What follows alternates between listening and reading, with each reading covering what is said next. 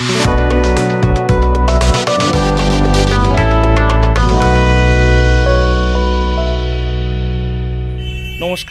আমি অনির্বাণ। আজকে জাগুলি ব্লগে আমি আপনাদের একটা জায়গায় নিয়ে এসেছি, নদিয়ার ফুলিয়া। ফুলিয়াতে কৃত্তিবাস ওঝা মানে বাড়ি। উনি হচ্ছেন রামায়ণ, আমাদের যে রামায়ণ মহাভারত আছে, রামায়ণের বাংলায় অনুবাদক সংস্কৃত থেকে। তো ওনার যে বসবাস করছে যেই জায়গাটা, মানে উনি যেখানে থাকতেন সেই ফুলিয়াতে এসেছি এবং তার স্মৃতিসৌধ বা কী আছে সেটা তোমাদেরকে একটু দেখাবো আজকে। তো সেই উদ্দেশ্যে আজকে আসা এখানে। তো উনি এখান থেকে আজ থেকে প্রায় 600 বছর আগের এখানকার কিছু স্মৃতিসৌধ বা অনেক কিছু এখানে রয়েছে, সেগুলো তোমাদেরকে দেখাবো আজকে, যার জন্যে আমরা এখানে আসা ফুলিয়াতে। তো চলো শুরু করি, তোমাদেরকে দেখাই, আশা করি তোমাদের ভালো লাগবে।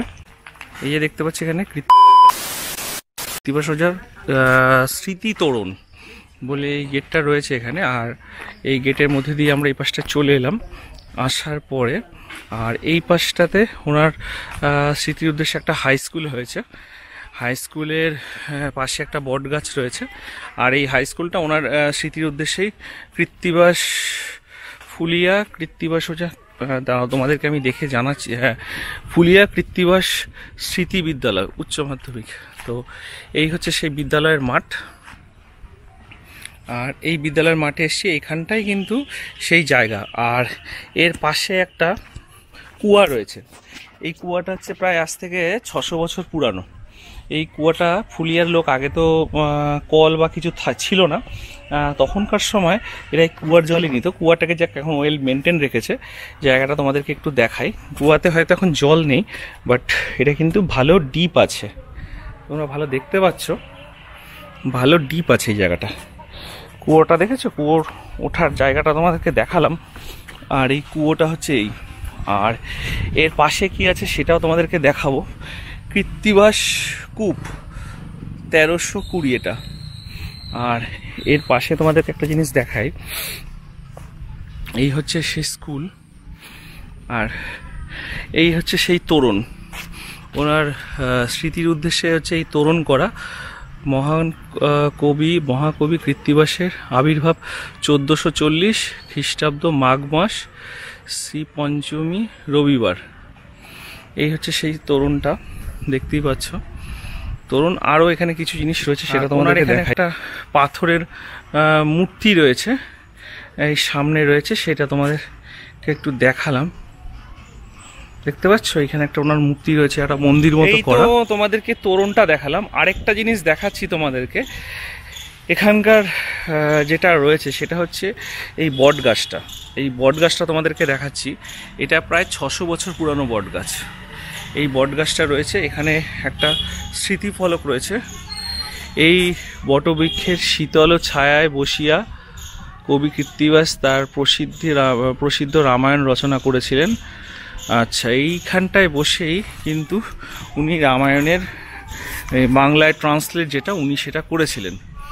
তো সেই গাছটা, এই গাছটাকে এখানে করে রাখা, সুন্দর করে রাখা রয়েছে এবং স্মৃতিসৌধটা দেখতে খুব ভালো লাগছে। এই গাছটা প্রায় আজ থেকে 600 বছর পুরানো।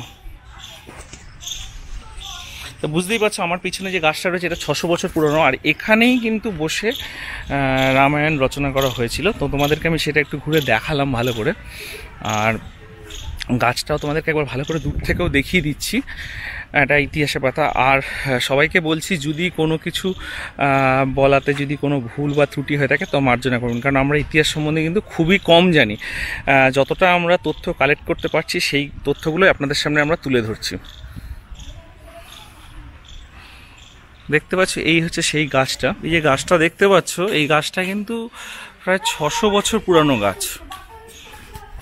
আর এই গাছটার যেহেতু বড় হয়েছে, যার জন্য এখানে রাস্তা ছোট করা হয়েছে, গাছটাকে সুন্দর করে মানে পাঁচিল দিয়ে প্রোটেক্ট করে রাখা হয়েছে। এটা দেখেও বেশ ভালো লাগছে।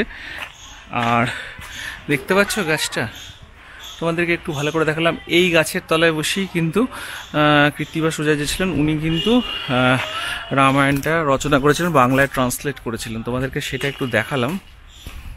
আর তোমাদেরকে একটা জিনিস বলি, এখানে আসতে গেলে তোমরা ফুলিয়া স্টেশন বা ওনার কৃত্তিবাস ওঝা ওনার নামে একটা স্টেশন রয়েছে, সেই দুটো স্টেশনের মধ্যে যে কোনো একটা স্টেশনে নেমে ফুলিয়াতে নামলে সব থেকে ভালো হয়। সেখান থেকে তোমরা টোটো করে, যদি 2-1 আসো 20 টাকা করে, বেশি লোক আসলে পরে 15 টাকা বা 10 টাকা সেরকম নেয় টোটোতে। আর এমনি টোটো যদি তোমরা রিজার্ভ করো তাহলে তোমাদেরকে পুরো জায়গাটা ঘুরিয়ে দেখাবে। আমরা তো গাড়িতে বাইকে এসেছি, যার জন্য আমাদের আসতে অসুবিধা হয়নি। আমরা কিন্তু বাইকে চলে এসেছি, আমাদের বেশিক্ষণ লাগেও নি। তো আমরা এখন এখানে ঘুরে ঘুরে তোমাদেরকে আরও কী কী আছে সেগুলো তোমাদেরকে দেখাবো। আর একটা ঐতিহাসিক জায়গা, এবং কৃত্তিবাস ওঝা যিনি একজন বড় কবি ছিলেন, তখনকার সময় তার কিছু স্মৃতি বা ইতিহাস আছে।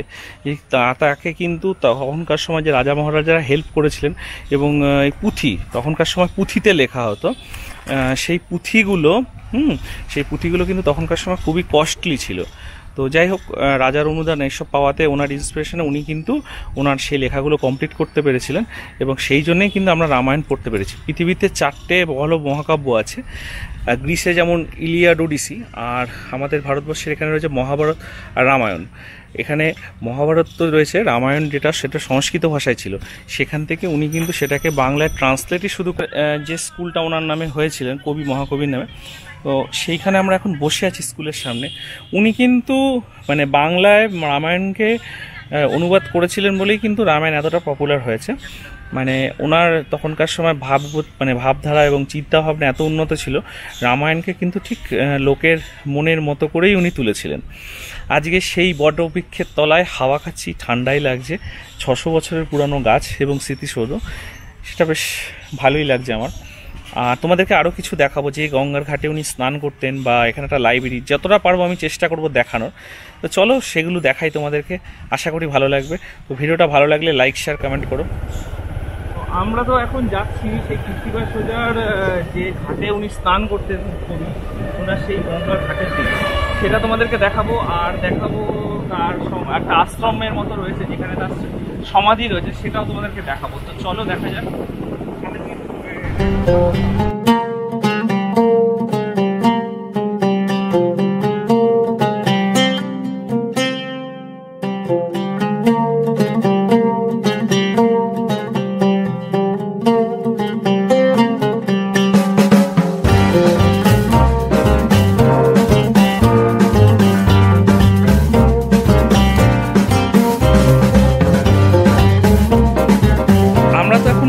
চলে এলাম সেই কৃত্তিবাস ওঝার গঙ্গার ঘাট, যে ঘাটে উনি স্নান করতেন, এবং সেই ঘাটের কাছে এসে তোমাদেরকে ঘাটটা দেখাচ্ছি। ঘাটটা এখন সংস্কারের কাজ চলছে, আর পাশে একটা ঘাট রয়েছে, সেটাও দেখাবো তোমাদেরকে। আর এই পাশে একটা চর আছে, চরটা মানে শেষ হচ্ছে শান্তিপুর থেকে। আমার চ্যানেলে দেখবে একটা ছেঁড়া চরের ভিডিও আছে শান্তিপুরে, সেই চরটা ওখান থেকে এই পর্যন্ত এসে দি এন্ড হয়েছে, সেটাও তোমাদেরকে একটু দেখাবো। তো তোমাদেরকে আগে একটু চরটা, এই জায়গাটা দেখিয়ে নি। এই ঘাটটা এখন সংস্কার হচ্ছে, এখানে অনেক নৌকা ফোকা চলছে, আর এই ঘাটে বড় স্টিমার বা নৌকা যাতে এসে থামে, সেরকমভাবে এই ঘাটের কাজ চলছে, দেখতে পাচ্ছ। আর দূরে তোমাদেরকে দেখাতে পাচ্ছি কিনা জানি না, কুয়াশার জন্য। এই হচ্ছে সেই ছেঁড়াচর, এইখানে এসে এন্ড হয়েছে, আর এই পাশটা হচ্ছে বলাগড়। আর এদিকেও একটা ছোট দ্বীপ রয়েছে, দেখতে পাচ্ছ কিনা জানি না, এদিকে একটা দ্বীপ রয়েছে। আর এই হচ্ছে সেই ঘাট কৃত্তিবাস ওঝা। আর এই পাশে মানুষজন আসে, এখানে স্নান করে এবং শ্রাদ্ধ বা বিয়ের কাজগুলো এই ঘাটেই এসে সম্পূর্ণ করে। এই হচ্ছে সেই ঘাট। এখানে একটা বটগাছ রয়েছে, আর এই ঘাটের থেকে উনি কিন্তু স্নান করতেন, বা এখান থেকে 12 কিলোমিটার দূরে উনি বিদ্যা লাভ করতে যেতেন এই গঙ্গা পার করে। সেইখান থেকে উনি এসে এইখানে সাধনা করতেন, যেখানে তোমাদেরকে নিয়ে গেলাম বটগাছের গোড়ায়। তো এখন আমরা সেই ঘাটটা একটু ঘুরে দেখাচ্ছি, এবং আশেপাশে 2-1 সাথে কথা বলার চেষ্টা করব, যে এখানটার পরিস্থিতি কীরকম বা কী ব্যাপার স্যাপার, যতটা পারছি তোমাদেরকে একটু কালেক্ট করে দেখানোর চেষ্টা করছি।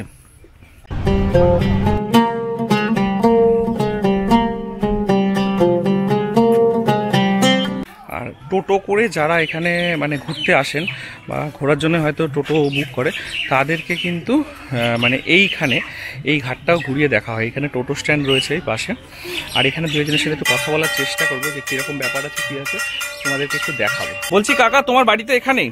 হ্যাঁ, আমার বাড়ি এখানে। আচ্ছা, আর এই ঘাটটাই কি সেই কবি কৃত্তিবাস ওঝার ঘাট? এখানেই কি উনি স্নান করতেন? হ্যাঁ। আচ্ছা, আর এই ঘাটটার এখন সংস্কারের কাজ চলছে, বড় করছে? হ্যাঁ, বড় করছে। ফেরিঘাট হবে। ফেরিঘাট হবে, তো ওই পাশে কোন দিকে যাবে ফেরিটা? ওটা যাবে তোমার হচ্ছে বর্ধমানের পড়ছে। বর্ধমান যাচ্ছে, আর এই পাশটা বলাগড় রয়েছে, হুগলিতে পড়ছে। আচ্ছা, আর এইখানে কি কোনো অনুষ্ঠান হয় বছরে? হ্যাঁ, জ্যৈষ্ঠ মাসে এখানে হচ্ছে তিননাথ পুজো হয়। আর মাঘী পূর্ণিমার মেলা হয় মাঘ মাসে। মেলা হয়। আর কৃত্তিবাস ওঝার যে মাঠটা, ওখানে কিছু মেলা ঠেলা বা ওখানে জন্মাষ্টমী হয়। ওখানে জন্মাষ্টমী হয়। ওখানে 8 দিনের প্রোগ্রাম। আর কোন আশ্রম রয়েছে এখানে? একটা আশ্রম থেকে আমাদের কৃত্তিবাসের হরিপাঠ আশ্রম, হরিদাস ওনার আশ্রম, আশ্রমটা রয়েছে ওখানে, তাই তো? আচ্ছা আচ্ছা। একটা নতুন আশ্রম হয়েছে, ওইটা খ্রিস্টানের আশ্রম হয়েছে, সেটা ভেতরে হয়েছে। আচ্ছা, আর এইখানে তোমার গঙ্গাধারের লোক কি ঘুরতে আসে এখনো? হ্যাঁ, প্রতিদিন একভাবে লোক আসে, সারাদিন একভাবে লোক আসে এখানে। আর এই দেখতে পাচ্ছ, আমরা কিন্তু এই রাস্তা ধরেই কিন্তু স্টেশনের পাশ দিয়ে যারা আসবে এই রাস্তা দিয়ে এদিকে আসবে, আর এদিকে একটা রাস্তা চলে গেছে। আর হচ্ছে এই হচ্ছে সেই ঘাট, এই ঘাটটাকে আরও বড় করা হচ্ছে, তোমাদেরকে দেখালাম আগে। আর এই পাশটা একটু দেখে নাও। তো এই রাস্তা দিয়ে যখন আমরা যাচ্ছিলাম তখন এখানে একটা ক্যাকটাস গাছ পড়লো। আমি এত বড় ক্যাকটাস গাছ আমাদের দেখেছি মরুভূমি এলাকায় তো হয়, কিন্তু আমাদের এখানে এরকম বড় আমি ক্যাকটাস গাছ এর আগে কখনো দেখিনি। এই জন্য তোমাদেরকে একটু গাছটা রাস্তার মাঝখানে পড়লো, আমি তোমাদেরকে একটু ক্যাকটাস গাছটা দেখালাম। এখানে দেখতে পাচ্ছ ক্যাকটাস গাছটা? এই যে আমরা গঙ্গার ঘাট থেকে ফিরছিলাম, ঘাট থেকে ফেরার সময় রাস্তার ধারে ঠিক এত বড় একটা ক্যাকটাস গাছ দেখতে পেলাম, দেখতে বেশ ভালোই লাগলো।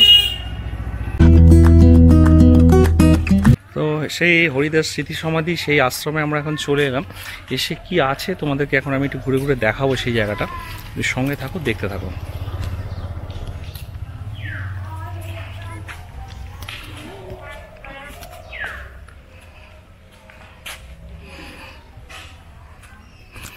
দেখতে পাচ্ছ সেই আশ্রম, এই আশ্রমে এই যে শ্রী হরিদাস স্মৃতিরক্ষা সমিতি, শ্রী হরিপাঠ ফুলিয়া।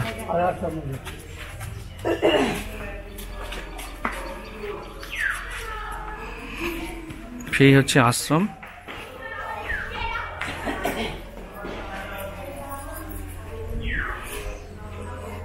সেই আশ্রমে আমরা এখন ঢুকলাম।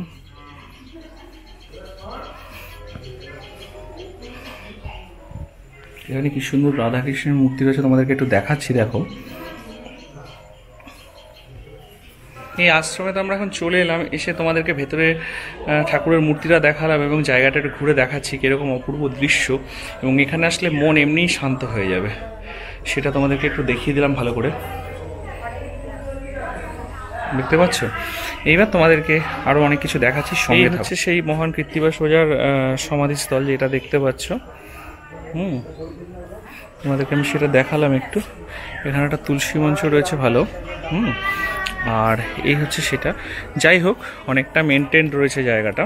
আর এই যে এইখানে একটা কি সুন্দর মূর্তি রয়েছে, দেখো একটু তোমাদেরকে দেখাচ্ছি। এই জায়গাটা বেশ ভালো রয়েছে, এই জায়গাটা দেখতেও খুব ভালো লাগছে। আর তোমাদেরকে একটু ভেতর থেকে দেখছি শ্রী চৈতন্য মহাপ্রভুর যে এই জায়গাটা রয়েছে, জায়গাটা একটা কীর্তনের শুধু সাউন্ড চলছে, আর ভেতরটা আমি তোমাদেরকে একটু দেখিয়ে দিলাম। দেখতে পাচ্ছ? এই জায়গাটা দেখালাম তোমাদেরকে। আর এই মঠের মধ্যে জায়গাটা বেশ খুব সুন্দর, এবং মঠে যারা আছে ওনাদের সবার সাথে একটু কথা বলার চেষ্টা করব। চৈতন্য মহাপ্রভু ইয়াকে কোলে নিয়ে রয়েছেন, জায়গাটা বেশ খুব সুন্দর লাগছে। এবং কি আছে মাহাত্ম্য আমি যতটা জানি না, তাও এখান থেকে কিছুটা কালেক্ট করে তোমাদেরকে বলার চেষ্টা করব। A few moments later. বলছি, নমস্কার, আপনাদের এই আশ্রমে তো এলাম, তো আপনাদের এই আশ্রম সম্বন্ধে একটু যদি বলেন আমাকে কিছু। পুরোটাই আমাকে বলুন, যে আশ্রমটা কি হয়েছে। এখানে দেখলাম তো শ্রী চৈতন্য মহাপ্রভু দেখলাম কোলে করে নিয়ে রয়েছেন, হ্যাঁ, ছবিটা রয়েছে। হরিদাস অন্তিম লগ্নে হরিদাস ঠাকুরকে নিয়ে, এটা পুরীর শেষ লগ্ন, হরিদাসের শেষ, হরিদাস ঠাকুরকে সমাধিতে নিয়ে যাচ্ছে, সমাধির উদ্দেশ্যে নিয়ে যাচ্ছে। ওইটাই, ওই লীলাটাই তুলে ধরেছে, এখানে তুলে ধরা হয়েছে। আচ্ছা। আর এখানে হরিদাস ঠাকুর মহা অদ্বৈত বাবুর আদেশে 3 লক্ষ নাম এখানে বসে নিত্য প্রতিদিন জপ করতেন। কোথায়? এইখানে বসে? এখানে বসে। আচ্ছা আচ্ছা। ওখানে যেখানে হরিদাস ঠাকুর বসে আছেন, ওখানে একটা মাটির ঢিপি ছিল। আচ্ছা। ওই সময়কালীন কুড়ে ঘর ছিল, খড়ের ছাউনি দিয়া কুড়ে ঘর ছিল। ওই কুড়ে ঘরে বসে মাটির ঢিপির উপরে ভজন করতেন, 3 লক্ষ নাম জপ করতেন প্রতিদিন অদ্বৈত প্রভুর আদেশে। আচ্ছা। ও অদ্বৈত প্রভুর তারপরে ওখানে ওর এত বিষের প্রভাব ছিল, একটা অজগর ছিল। অজগরের বিষের প্রভাব এত ছিল যে কোনো কীট পতঙ্গ, গাছপালা কিছুই থাকতে পারতো না। তারপরে হরিদাস ঠাকুর ভাবলেন যে আমার পরবর্তীতে তো এখানে লোকারণ্য জনবসতি হবে, প্রত্যেকটা জীবের ক্ষতি হবে, তাহলে আমার নামকে অপমান করা হবে। আমার যা হয় হোক, কিন্তু নামকে অপমান করা মানে নামকে অপমান করা হবে। তখন অজগরকে বললে তুমি থাকো, না হয়তো আমি থাকি। তারপরে অজগর সেই কথা শুনে আপনি নিজের থেকে চলে গেল। অজগর বুঝতে পারলেন এটা ইনি কে, পূর্বজন্মে কে ছিল। পূর্বজন্মে স্বয়ং ব্রহ্মা ছিলেন। এবার ধেনুবর্ষ রাখাল ধেনুবর্ষ চুরি করাতে ব্রহ্মর লীলা, ব্রহ্মমূর্তের লীলা, ভগবানের দাপরে ব্রহ্মমূর্তের লীলাতে তখন চুরি করে নিয়ে চলে গেছিল ব্রহ্মলোকে। তখন ব্রহ্মদেবের স্বয়ং ব্রহ্মা হয়েও ব্রহ্মহত্যার পাপ লাগলো। তখন পাপ খণ্ডন হবে কি করে?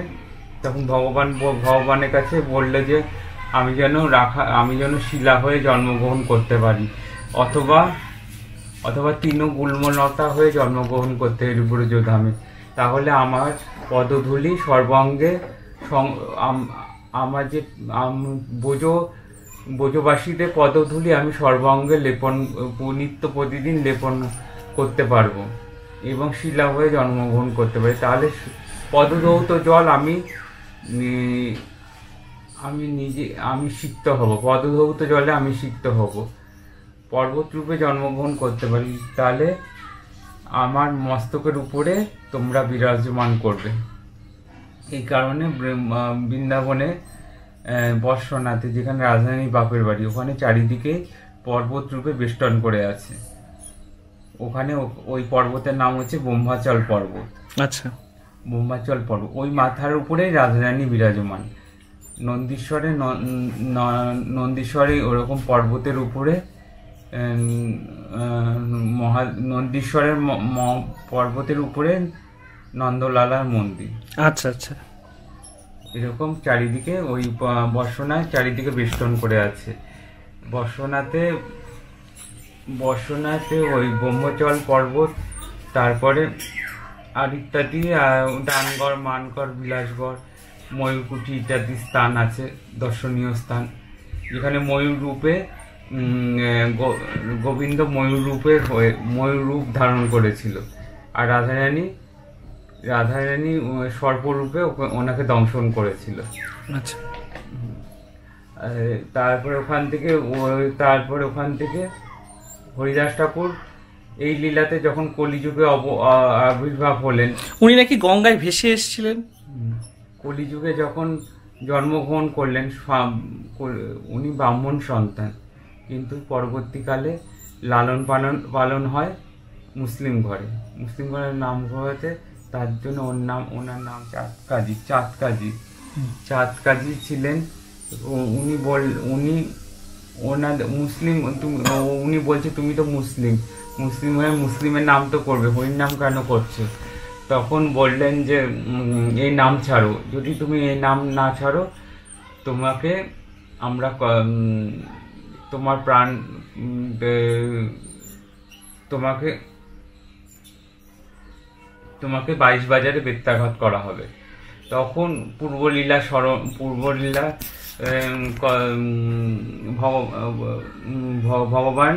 ভগবানের কাছে প্রার্থনা, ভগবান তখন বললে যে তুমি এরকম ভাবে তোমাকে 22টা বাজারে বেত্রাঘাত করা হলো। ওনাকে 22টা বাজারে, নবদ্বীপে 22টা বাজারে বেত্রাঘাত করা হলো। বেত্রাঘাত করা হলে বেত্রাঘাত হচ্ছে, কিন্তু মহাপ্রভু ব্যথা বিষ যন্ত্রণা নিজের উপর সম্বরণ করে নিচ্ছে, কিন্তু ওনার গায়ে আঘাতটা পড়ছে, চিহ্নটা হচ্ছে, কিন্তু ব্যথা বিষ অনুভব করতে পারছে না। তখন ওখানে কাটোয়ার গঙ্গায় তখন ভাসিয়ে দেওয়া হলো ওনাকে। ভাসিয়ে দেওয়ার পরে কাটোয়াতে ভাসতে ভাসতে নবদ্বীপ হয়ে শান্তিপুরে আসে। তখন গঙ্গা ঘাটে অদ্বৈত পাঠে যে আদি গঙ্গা, ওখানে ওই গঙ্গায় তখন অন্তর্গতবাবু গঙ্গা স্নান করছিলেন। গঙ্গার ছানে তখন দেখছি যে একটা শবদেহ ভাসতে ভাসতে আসছে। শবদেহ শরীরে প্রাণ আছে, কিন্তু মুখে নাম, শবদেহ শরীরে প্রাণ নেই, কিন্তু মুখের নাম চলছে কি করে, এর ভিতরে কিছু রহস্য আছে। তখন বললেন, তখন ওনাকে ওনার অদ্বৈত পাঠে নিয়ে গিয়ে কিছুদিন রাখলেন, শরীর সুস্থ করলেন। শরীর সুস্থ করার পরে বললেন যে তুমি এখানে থেকে তুমি ভজন করো। তখন থেকে হরিদাস অদ্বৈত প্রভুর আদেশে প্রত্যেকদিনই 3 লক্ষ নাম জপ করতেন প্রতিদিন। বেনাপোল থেকে আসার পরে তখন এইখানে মহাপ্রভুর সাথে সাক্ষাৎ হলো, ইত্যাদি নাম প্রচার করলেন। হরিদাস ঠাকুরকে অনুমতি দিলেন, তুমি আর নিতাই চাঁদ মিলে নাম প্রচার করো। আচ্ছা, উনি কি এই আশ্রমেই থাকতেন হরিদাস ঠাকুর? আচ্ছা আচ্ছা, মানে এমনি পুরানো আশ্রমটা কত বছর পুরানো এই আশ্রমটা? ওইটা কীর্তিবাসেরটা 500 বছর আগে। 500 বছর আগে। আর এখানে কীর্তিবাসের শুধু সমাধিটা রয়েছে মনে হয় আপনাদের আশ্রমের এখানে, আর তো কিছু নেই। কীর্তিবাসের লাইব্রেরি, হ্যাঁ, আর পাশে ওই কুয়াটা রয়েছে দেখলাম। আর ওটাই স্কুলকে দান করেছে। ওটা হচ্ছে কীর্তিবাসে বসত ভিটা। ওটাই হচ্ছে বসত ভিটা, যেটা আজকে স্কুল যেটার মধ্যে রয়েছে, মেন বসত ভিটা হচ্ছে ওটাই। আচ্ছা আচ্ছা, কেউ বলে সরকারি হিসাবে, কিন্তু কুয়াটা কিন্তু স্কুলের মধ্যেই রয়েছে। যে 600 বছর পুরানো যে কুয়াটা ছিল, কুয়াটা কিন্তু স্কুলের মধ্যেই রয়েছে। তাহলে হয়তো বসত ভিটা থাকতে পারে।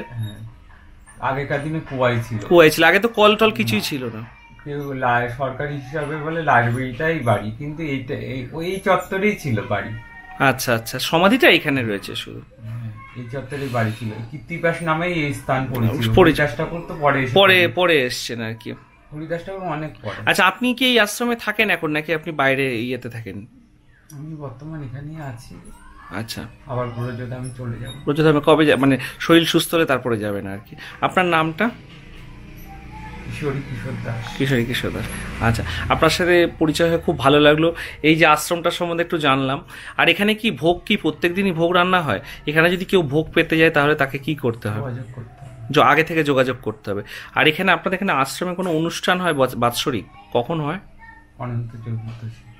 আচ্ছা, ওই দিনকে হয় ভাদ্র মাসের অমাবস্যার মহালয়ার আগে যে মহালয়ার যে অমাবস্যা, তার আগে যে পূর্ণিমার আগের দিন এখানে হয়। আর এখানে এমনি যদি মানে প্রসাদ তো সেই দিনে তো সবাইকে দেওয়া হয়। আর এমনি যদি প্রসাদ পেতে তাহলে আগে থেকে যোগাযোগ করতে হবে। বেশি মানুষ হলে যোগাযোগ 2-1 হলে খুব একটা অসুবিধা হয় না, বেশি হলে আগে থেকে যোগাযোগ করতে হবে। আর আপনাদের এখানে কি বাইরের থেকে যদি কোনো মানে তীর্থার্থী আসে তাদের থাকার কোনো ব্যবস্থা আছে? করে দিয়েছে পঞ্চায়েত থেকে করে দিয়েছে। আচ্ছা আচ্ছা আচ্ছা। আর থাকবে এখানে প্রসাদ পাবে। আচ্ছা, তারপরে তারা সেরকম ন্যায্য কিছু করা হয়নি যে ঘর ভাড়া এত দিতেই হবে, তাদের যেটুকু ভালো লাগবে। আচ্ছা, আর এখানে মানে মন্দির খোলা থাকে কোন টাইম থেকে কোন টাইম পর্যন্ত? সকাল 5টার থেকে 5টায় খোলা হয়, 2টোর সময় মন্দির বন্ধ হয়ে যায়। আচ্ছা আচ্ছা আচ্ছা আচ্ছা। আর বিকেল 4টায় খোলে, রাত 9টায় বন্ধ। এমনি বাইরের লোক যখন এখানে কীর্তন হয় বা সন্ধ্যা আরতি হয় তখন আসে? বাইরের আশেপাশের লোক আসে মোটামুটি? পাঠে আসে, গীতা পাঠের সময় আসে। এই মাসটা পাঠ হবে সংক্রান্তি পর্যন্ত। প্রত্যেক দিনই পাঠ হয়? কখন গীতা পাঠ হয়? 7টার সময়, সন্ধ্যে 7টার সময়। 7টায় আরতি হয়, 7:30টায় পাঠ হয়। 7:30টায় পাঠ হয়। মানে এখানে আসলে ওই টাইমে যদি কেউ আসে তাহলে দেখতে পাবে যে কি হচ্ছে না। এই যে মঠটায় আমরা এলাম, এটা হচ্ছে ঠাকুর হরিদাসের পূর্ণ তীর্থ। এখানকার যে আছেন ওনার সাথে একটু কথা বললাম এবং এখানকার সম্বন্ধে ডিটেলস কিছুটা জানার চেষ্টা করলাম। আর এখানে চড়কেরও সময় অনুষ্ঠান হয় যা বুঝলাম, এবং আরও কিছু কিছু জিনিস হয় যেটা তোমাদেরকে একটু দেখাচ্ছি। এখানে চড়ক হয় যে গাছের এখানটা, এই জায়গাটার পরিবেশটা খুবই সুন্দর। আর এখানে বাইরে থেকে যারা আসবে তাদের জন্য থাকার ব্যবস্থাও এখানে করা হয়েছে শুনলাম। আর এখানে অনুষ্ঠানও হয় বছরে 2বার, সেই আমাদের মহালয়ের আগে যে পূর্ণিমা আছে, অমাবস্যা পূর্ণিমা, সেই পূর্ণিমার সময় এখানে অনুষ্ঠান হয়, তখন ভোগ বিতরণ হয়। আর এখানে কিন্তু খাওয়া দাওয়ার ব্যবস্থা আছে, মানে যারা বাইরে থেকে আসবে এখানে আগে থেকে বলে আসলে এখানে কিন্তু ভোগ প্রসাদ পাওয়ার একটা ব্যবস্থা আছে। দেখতে পাচ্ছ এখানে উনি কিন্তু প্রত্যেক দিন 3 লক্ষ বার মানে ঠাকুরের নাম করতেন প্রত্যেক দিন। এবং এই জায়গাটা দেখলাম, দেখতে পাচ্ছ বট গাছ, আর এই হচ্ছে গেট। আর এখানে যারা আবাসিক আছে তারা এখানে। বলছি তুমি এখানেই তো সব ঠাকুরের প্রসাদ যা যা আছে ভোগ ঠোক রান্না করো প্রত্যেক দিনই? আর তোমার বাড়ি কোথায়? আমার কলকাতা, ঠাকুরপুকুর। ঠাকুরপুকুরে? তোমার নাম কি? সচিনন্দন দাস। সচিনন্দন, আচ্ছা তুমি এখানে থাকো। মানে এমনি এখানে যারা বাইরে থেকে প্রসাদ নিতে আসে তাহলে আগে থেকে বলে গেলে প্রসাদ আগে থেকে 9টার মধ্যে একটুখানি বুকিং করলে ভালো হয়। বুকিং করলে ভালো হয়। আর এখানে এমনি আনুষ্ঠানিক মানে বছরে ভাদ্র মাসে হয় অনুষ্ঠানটা? আচ্ছা আচ্ছা আচ্ছা। আর এই হচ্ছে সেই যোগমায়ার মন্দির, এখানে মানে মা আছে জগদম্বা। কোন জায়গাটা ওটা? মা এখন তো আছে বর্তমানে ঘরে, মায়ের মন্দির চলছে। ওইটা? হ্যাঁ, ওখানে আছে মা। আর এই মন্দির মা আদেশ করেছেন এক ভক্তকে, ওইখানে মন্দির হচ্ছে যার জন্য। আর এটা পৌষ মাসে মায়ের বাৎসরিক অনুষ্ঠান, মায়ের প্রতিষ্ঠা হবে এবার। মা যোগমায়া আসছে, তাকে অন্যভাবে নিয়ে আসা হচ্ছে এবার। আর হরিদাসের এখানে আমরা বর্তমানে এখন সেবা করছি, তার আনুগত্যে আছি আমরা। আচ্ছা, এইখানে তো রান্নার গৃহটা দেখলাম খুবই পরিষ্কার পরিচ্ছন্ন, মানে আমাদের বাড়ির রান্নাঘর যেরকম হয় পুরো সেরকমই দেখলাম। বেশ ভালো লাগলো দেখে জায়গাটা। আমরা ওই পাশটা একটু দেখাতে পারি তো? হ্যাঁ হ্যাঁ অবশ্যই। ঠিক আছে, আচ্ছা একবার বলো আমাকে একটু। এটা কৃত্তিবাস ওঝার অস্থি সমাধি। অস্থি সমাধি রয়েছে আর কি। হ্যাঁ, যে কৃত্তিবাস ওঝা রামায়ণ লিখেছিলেন, রচিত করেছিলেন, সেখানে এই মাঠে বসেই লিখেছিলেন উনি। সেখানে আছে, স্ট্যাচু করা আছে। আর এটা কৃত্তিবাসেরই সেবিত বিগ্রহ, কানাই বলে। কানাই বলের বিগ্রহটা এখানে রয়েছে। এখানে কৃত্তিবাসের অস্থি সমাধি। যে কৃত্তিবাস ঠাকুর যে আমাদের ভগবানকে আজকে সে সেবা করে গেছেন, বা ভাবধারায় আমরা আজকে করছি বর্তমানে। হরিদাস ঠাকুর এখানে এসেছিল, এখানে যোগমায়ের সাথে হরিদাসের সাক্ষাৎ হয়েছিলেন, দুর্গা মায়ের সাথে। আজকে হরিদাস ঠাকুর বর্তমানে যখন এখানে আমাদের কাছে আছে, আমরা চাই সবসময় যে তার সেবাটুকু যেন ঠিক মতন আমরা করতে পারি, বা তার সেবায় যেন আমরা থাকতে পারি। এটাই আমাদের সেবাহিক হিসেবে আমাদের এটাই। আচ্ছা আচ্ছা আচ্ছা আচ্ছা, ভালো লাগলো শুনে, জায়গাটা দেখেও ভালো লাগলো। তো আমি এই পাশটা সম্বন্ধে জানতাম না, যতটা পারলাম এখানকার মানে তথ্য কালেক্ট করে দেখানোর চেষ্টা করলাম আমার সব দর্শকদের। এই যে দাদা রান্না করছিলেন, ওনার গোপাল এখানে দেখো কি সুন্দর লাগছে দেখতে। উনি গোপালকে নিয়ে এসছে এখানে। আর এখানে সবসময় এসে ঠাকুরের ভোগ গৃহ, এখানে ভোগ রান্না আছে। মাসি তুমি কি এখানেই রান্না বান্নার কাজ করো? আর ঠাকুরের বাসন টাসন মাজা, তাই তো? বাহ, দেখো এখানে ঠাকুরের বাসন, ফুল দেখতে পাচ্ছ, ঠাকুরের ফুল কি সুন্দর এখানে রয়েছে, ঠাকুরের ফুল রয়েছে। আর এইখানে সব ঠাকুরের বাসন কি সুন্দর পরিষ্কার পরিচ্ছন্নভাবে। আর এখানে ভোগ রান্না হয়। এই ভোগ গৃহে তো সবসময় পরিষ্কার পরিচ্ছন্নভাবে ঢোকাই ভালো।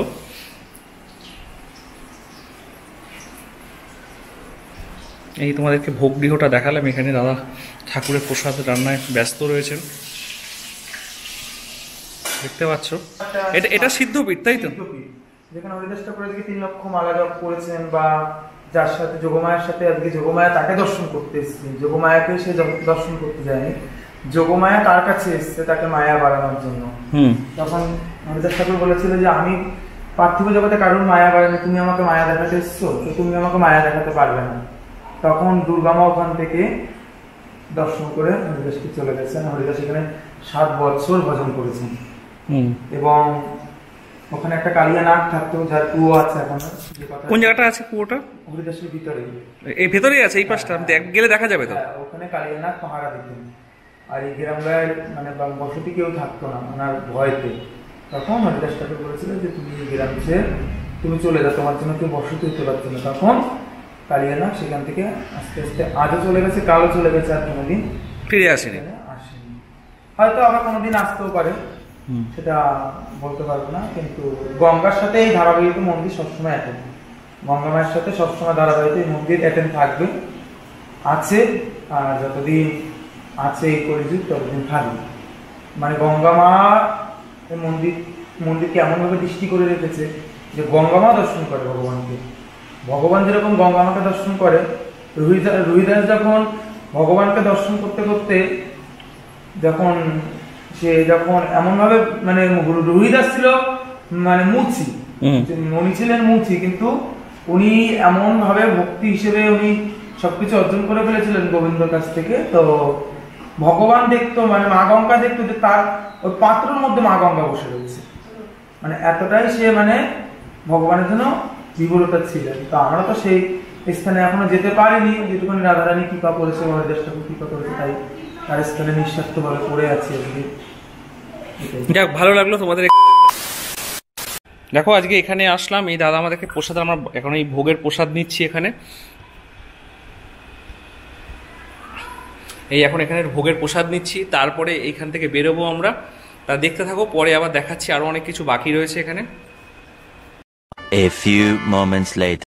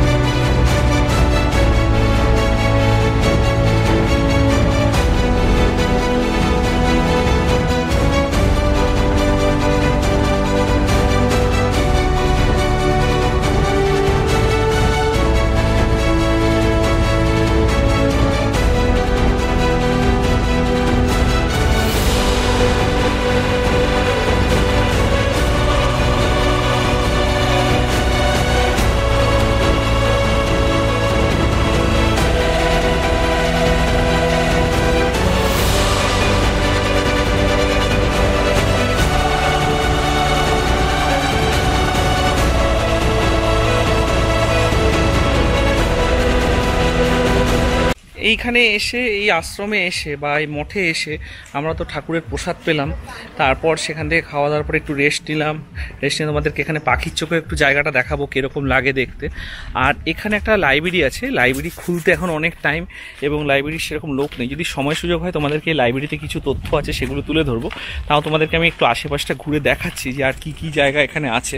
অনেকে বলে এই লাইব্রেরিটা যেখানে, এখানেই নাকি কৃত্তিবাস ওঝার বাসস্থান ছিল। আবার অনেকে বলে স্কুল মাঠটার ওখানে যে বটগাছটা আছে ওইখানটায় ছিল। তো এরকম অনেক কিছু থাকে। তো সেই লাইব্রেরির সামনে আমরা এখন আছি, সেটা তোমাদেরকে একটু দেখাই।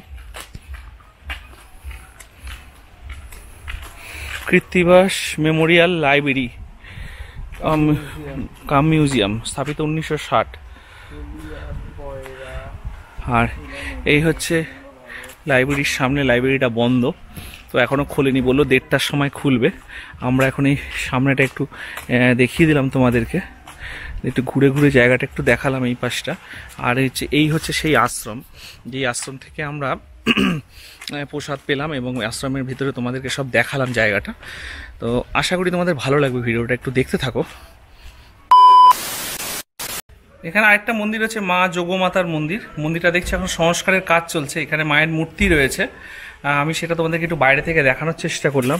এখানে একজনের স্বপ্নাদেশে এই যোগমাতা মায়ের প্রতিষ্ঠিত হবে, সেইখানে এই নতুন মন্দিরের কাজ চলছে, এই দেখতেই পাচ্ছ এখানে। এই গাছতলার এখানে আমাদেরকে এই যে দেখতে পাচ্ছ এইখানেই কিন্তু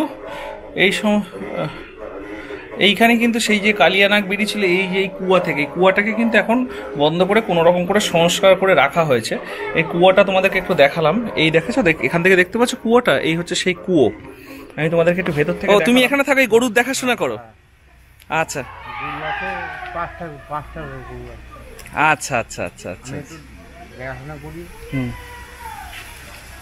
যাক ভালো লাগলো দেখে। আমরা এখন গোশালাটা একটু ঘুরে নিই। হচ্ছে সাবু গাছ, ওনাদের নাকি এখানে 2-1 বার সাবু হয়েছিল, আমি জানি না ব্যাপারটা, আমাকে বললো, আমি সেটাই তোমাদেরকে একটু দেখানোর চেষ্টা করলাম। এটা হচ্ছে মন্দিরের গোশালা, দেখতে পাচ্ছ এখানে গোশালায় গোমাতা হিসেবে গরুকে পূজা করা হয়, এবং সেই গোশালার ভেতরে দেখো ফ্যানও লাগানো আছে,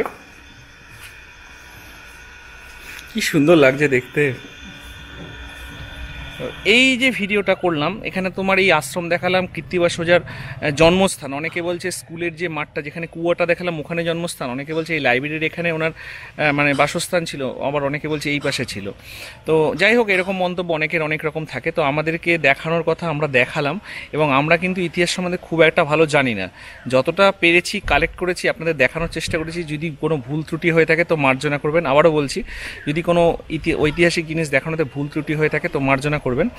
তো আজকের ভিডিওটা এই পর্যন্তই, এখানেই শেষ করছি। দেখা হচ্ছে নেক্সট কোনো ভিডিওতে।